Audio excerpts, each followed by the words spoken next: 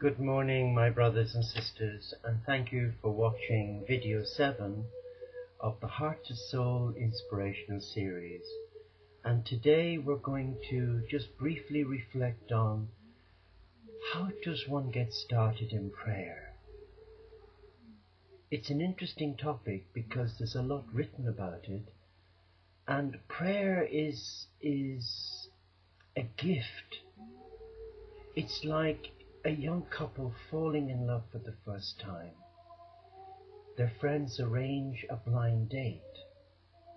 Neither know what the other looks like, except that they take in trust the advice, the support, the encouragement, and the nurturing from their good friends they trust. And when they meet, there's an expectation, sadly, because they have it in their mind's eye, particularly from the man's point of view, he's probably of the mindset blonde, blue-eyed, and non-curvy, slim like a pencil, or like me, curvy, because I remember as a young monk in Northern Ireland back in the late 60s, I heard a wonderful story, a true story, about some British soldiers serving in Northern Ireland in that most difficult, traumatic time. And he said to his friend, "Yeah, I like the women nice and curvy, me." And his mate said, "Why?" He said, "Well, it's more to get hold of in a winter's night when you're cold."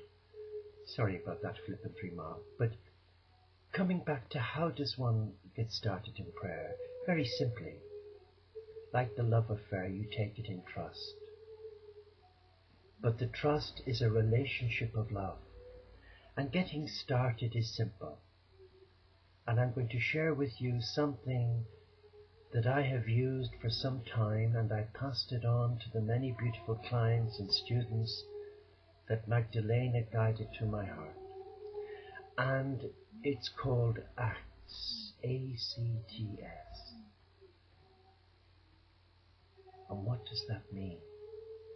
Very simply, when you come into that space that you've created for personal intimacy with God, or maybe you're walking your dog through the woodland, think of the words ACTS. A represents the word adoration. You come into your heart and you become aware of the divine in everything that is beautiful and sacred. So your heart responds by adoring the divine. And remaining in that heart, you are conscious of what the divine has done for you. So there's a sense of love. And that love moves on to the next word, which is C for contrition, where there's a sense of sadness and sorrow in your heart for the times when you have inadvertently taken your eye off the ball regarding the fact that you are a child of God. And here the spirit of love of the divine speaks to your heart words that challenge you. What have I done with my life? Where am I going? Who am I? And you begin to realize that maybe you've been a disobedient son. Maybe you have been one who's abused one's gifts. Like the 10 wise virgins and the 10 foolish. The foolish knew that a storm was pending, but they decided to have a lie-in. And they didn't till the lamps. In other words, they didn't prepare their lamps for when the blackout came by refilling it with oil and putting in a new wick. Whereas the 10 wise, they immediately dusted down their lamps, filled them with new oil, and made sure the wicks were working. And so too it is with us. There's many times in my life I have squandered God's gifts, not deliberately, but through stupidity and through weakness and through frailty. For example, it's taken me best part of 35 years to embrace what God has been saying to me by knocking on my heart, to return to living the simple life.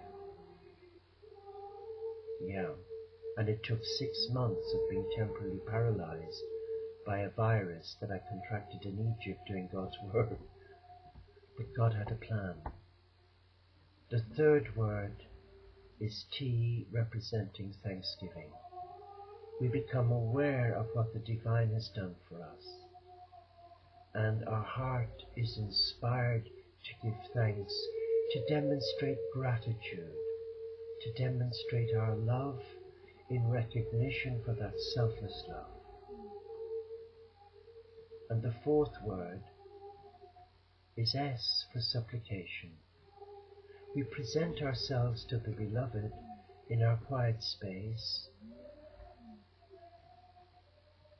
and we seek the discernment of God's mind for us, God's will for our life.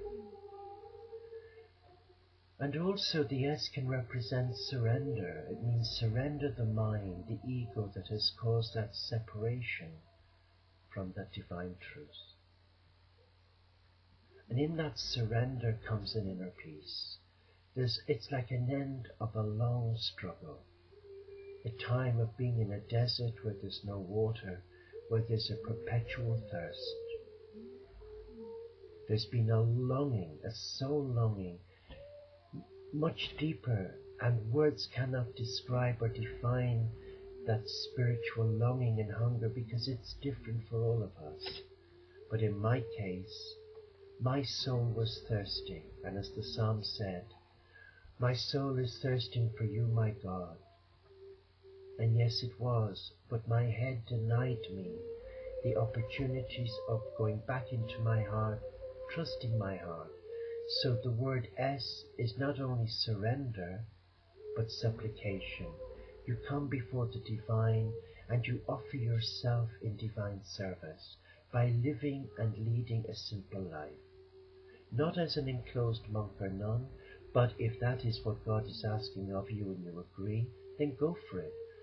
But today, all the divine is asking for us is to surrender our heart to truth, to love, to be obedient, to be honest, to be honorable, to be people of integrity, and not to get hoodwinked or sidetracked by following others' wonderful schemes. And it's so easy to get distracted. It happens every day here. I start off with the right intention, and then my mind drifts, and that's okay. So the word acts, adoration, contrition, thanksgiving, surrender, supplication. It's about just going within and then allowing your soul find that comfort zone. Be guided by what you're being guided to do. Keep it simple. And in the words of Francis, you do not need to use other people's prayers. Just close your mouth, close your ears and your eyes, and be still in the presence of that divine oneness. Yes, you may be irritable. Yes, you may get distracted. But it might be a good idea to have a mantra close at hand. And the mantra I use when I'm really distracted or battling with severe depression, which is part of my own disability, but I've turned it round with God's help. And my bipolar and mental health disability is my greatest prayer. I don't struggle or fight the dynamics of it. I embrace it and I bless it. So be still now and say a little mantra. I am light divine. I am a child of God. And enjoy that personal encounter with God. Try it. You will be amazed. If your persistence pays off, you will be overjoyed by the spiritual intimacy that will come.